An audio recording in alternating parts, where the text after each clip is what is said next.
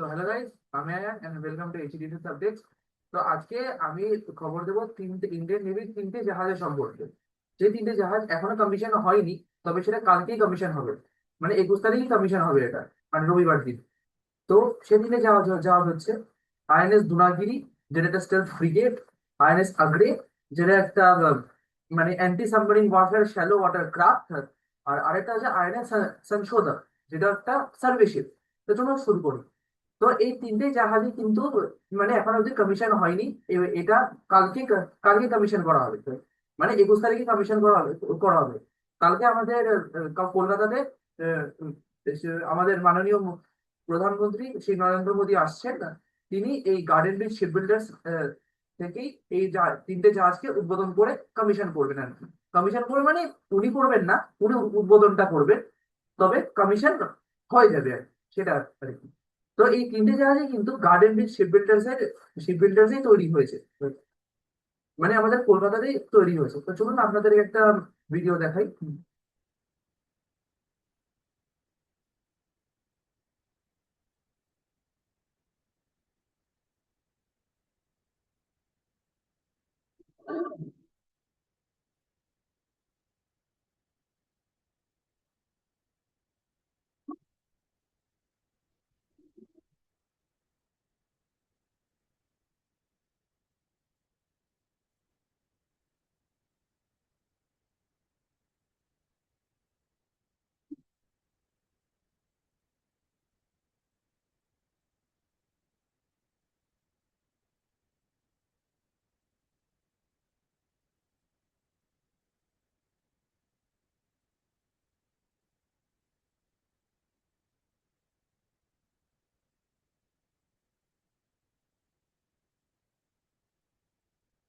তো আপনারা দেখতেই পারলেন আমাদের যে এই তিনটে জাহাজের জাহাজের কমিশন হচ্ছে।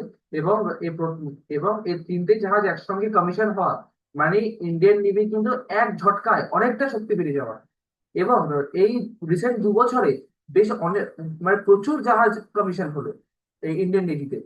এত জাহাজ সচরাচর দেখা যায়নি, কিন্তু এই 2025 এবং 2026 মিলিয়ে প্রচুর জাহাজ এবং সাবমারিন কমিশন হলো আমাদের আমাদের ইন্ডিয়ান নেভিতে।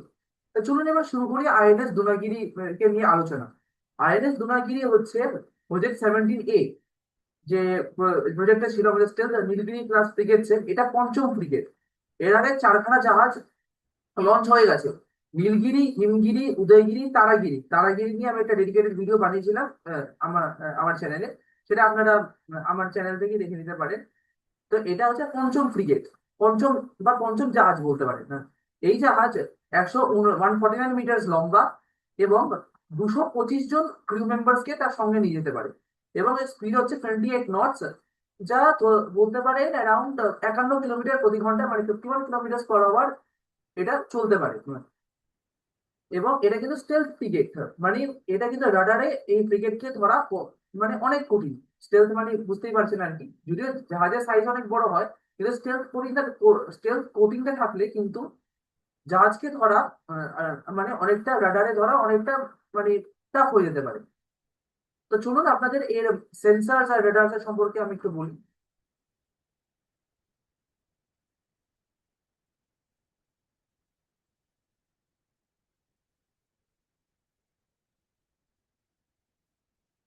তো এই হচ্ছে রাডার আর সেন্সর। প্রাইমারি রাডার মানে মেইন যে রাডার সেটা হচ্ছে MF স্টার, যেটা ইসরায়েল আর ইন্ডিয়া একসঙ্গে বানিয়েছে। তবে এটা মানে ইন্ডিয়াতেই ম্যানুফ্যাকচারিং করা হয়। যেটা 360 ডিগ্রি ট্র্যাকিং দিতে পারে। ডিটেকশন রেঞ্জ 450 কিলোমিটারেরও বেশি, মানে ইটস গ্রেটার দেন 450 কিলোমিটার। যেটা হাই অ্যালটিটিউড ফাইটার জেটস মানে 250 কিলোমিটারের বেশি রেঞ্জও মানে ধরে ফেলতে পারে। এবং লো অ্যালটিটিউড সি স্কিমিং মিসাইল, সেটা 25 কিলোমিটারের বেশিও রেঞ্জে ধরে দিতে পারে। লং রেঞ্জ সার্ভিলেন্সের জন্য ইন্দ্র LTR-25 এল ব্যান্ড রেডার, যার কাজ এয়ারক্রাফট আর ব্যালিস্টিক মিসাইলের গুলোকে ট্র্যাক করে ফেলা। সোনার সিস্টেম মানে জলের তলার যে যদি থ্রেডস গুলো, যেমন সাবমারিন হোক, মাইন হোক, সেগুলোর জন্য হামজা এনজি বো মাউন্টেড সোনার, যেটা কিনা আমাদের এখানেই তৈরি হয়, আমাদের ইন্ডিয়াতেই তৈরি হয়, সেটা সেটা ফিট করা। সেটা হলে থাকে শিপে। আর ইলেকট্রনিক ওয়ারফেয়ার জন্য অজন্তা EW স্যুট ইউজ করা হয়েছে। আপনারা আপনারা এই সবকিছু ভিডিও থামিয়ে দেখে নিতে পারেন না, যা যা বলে সব আমি একটু ছোট করেই বলছি। আপনারা যদি ডিটেলস চান তো এখান ভিডিও থামিয়ে দেখে এটাকে পড়ে নিতে পারেন না। তো এর আর্মামেন্টের মানে অস্ত্র সম্পর্কে যদি বলি তাহলে এর মধ্যে সবচেয়ে মেইন অস্ত্র যেটা BrahMos, BrahMos supersonic cruise missile. এটা সম্পর্কে আপনারা সবাই জানেন। আমাকে আর এই সম্বন্ধে আর আলাদা কিছু করে কিছু বলার দরকার নেই। তবে হ্যাঁ, এর রেঞ্জ কিন্তু 400 কিলোমিটার। মানে জাহাজে যে ব্রহ্মোস ফিট করা হয়েছে, কারণ ব্রহ্মোস একটা অ্যান্টিশিপ মিসাইল দিয়ে স্টার্ট হয়েছিল, পরে সেটাকে all all platform launch cruise মিসাইলে কনভার্ট করা হয়েছে। তো এর রেঞ্জ 400 কিলোমিটার। তারপর স্টেবিলাইজ রিমোট কন্ট্রোল গানস, মানে যে গানস গুলো, মানে যে ছোট যে গানস গুলো থাকে সেগুলো মানে ছোটখাটো জিনিসের জন্য, যেমন কোনো ফাস্ট অ্যাটাক ক্রাফট বা কোনো মিসাইল বোটের জন্য, এগুলোর জন্য, বা পাইরেটস কেস মানে কোনো জলদস্যুদের থেকে করার জন্য, মানে রক্ষা করার জন্য এই গানস গুলো ইউজ করা হয়। এয়ার ডিফেন্সের জন্য রয়েছে ব্যারাকেট, এমারস্যাম। যদিও এমারস্যাম যদি নেভিতে যেটা ইউজ করা সেটা কিন্তু এলআরস্যাম, লং রেঞ্জ। এর রেঞ্জ কিন্তু 100 কিলোমিটারও বেশি, যেমনটা লেখাই রয়েছে। এর কাজ কাজ হচ্ছে fighter jet, drone, antiship cruise missile এগুলোকে আটকে দেওয়া। মেইন নেভেল গান মানে জাহাজের যে একদম সামনে যে গানটা রয়েছে, সেই গানটা কিন্তু এয়ার ডিফেন্সের কাজ করতে পারে। সেটা ভেল, আমাদের ভারত হেভি ইলেকট্রিক্যাল লিমিটেড কিন্তু এটাকে ম্যানুফ্যাকচার করেছে এই গানটাকে।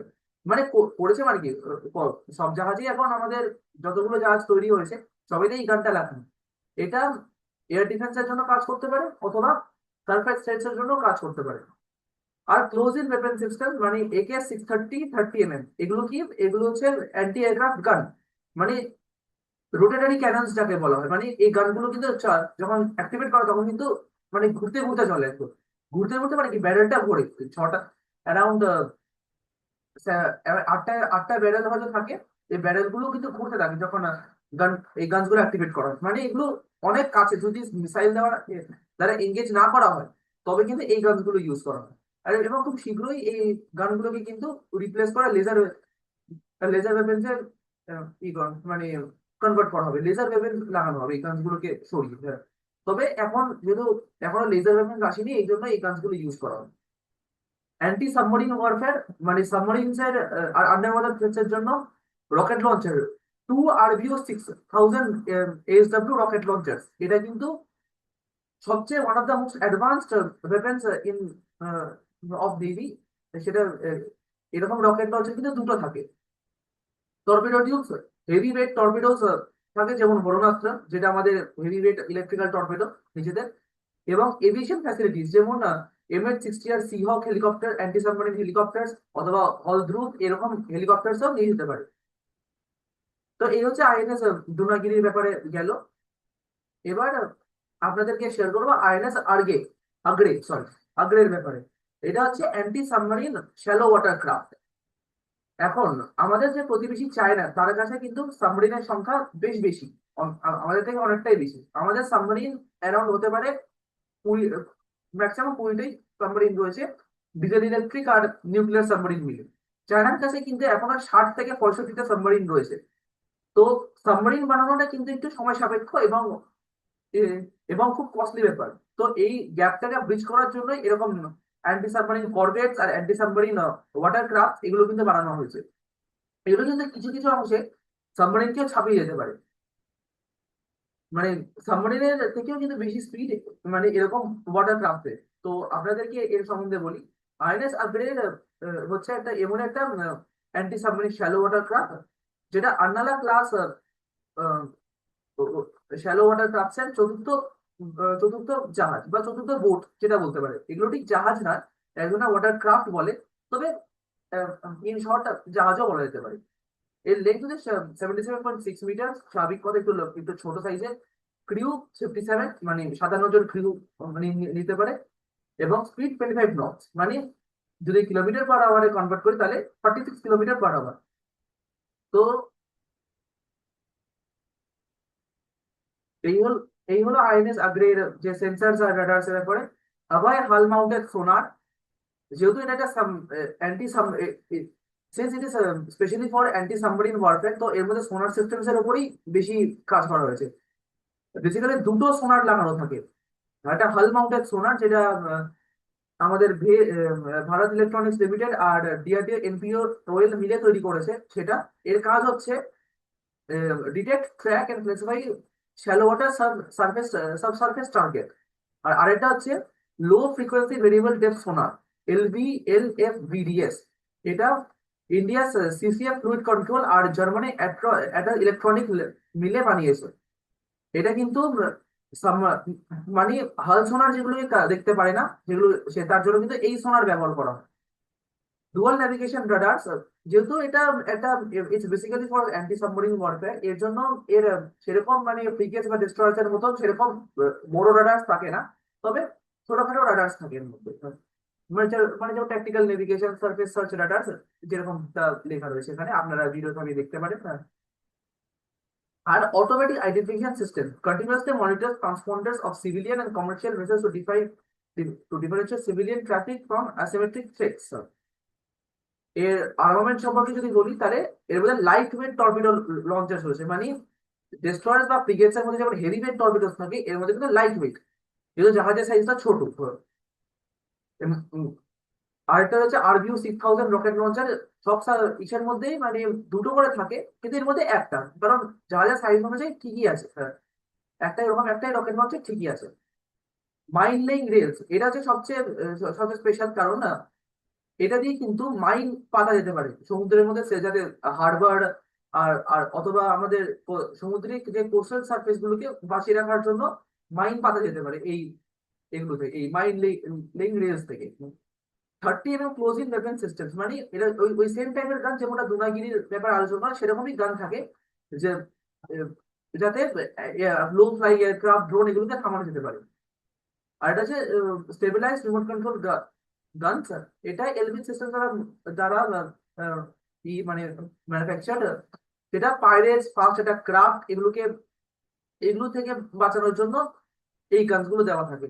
তো একটা anti submarine shallow water craft থেকে মানে এতগুলো অস্ত্র, মানে ইটস মোর দেন এনাফ। তো এবার আসি সার্ভে ভেসেল আইএনএস সংশোধক থেকে। এর সম্বন্ধে বলার এর সাথে বলার বেশি কিছু নেই, কারণ এটা একটা সার্ভে ভেসেল আর কি। এটা কোনো মানে একটা ওয়ারশিপ নয়। এগুলোর কাজ হচ্ছে সার্ভে করা, মানে সমুদ্রে গিয়ে পরীক্ষা নিরীক্ষা করা বা রেস্কিউ অপারেশন এর জন্য এই ভেসেল গুলোকে ইউজ করা রয়েছে, প্রাইমারিলি এই কাজের জন্য ইউজ করা হয়। এর মধ্যে বেশি আর্মামেন্ট বা রাডার সেরকম কিছু নেই, শুধু কয়েকটা ওই যেরকম গানস, মানে নীলগিরি বা নীলগিরি কি বলছি, এই দুনাগিরি আর আভায় আর আগ্রে সম্পর্কে বললাম, সেরকমই 3-4টে গান থাকে। কারণ এটা কোনো একটা মানে হাই স্কেল ওয়ারশিপ নয়, এটা একটা সার্ভেশিপ। তো আজকের ভিডিও এই অবধি।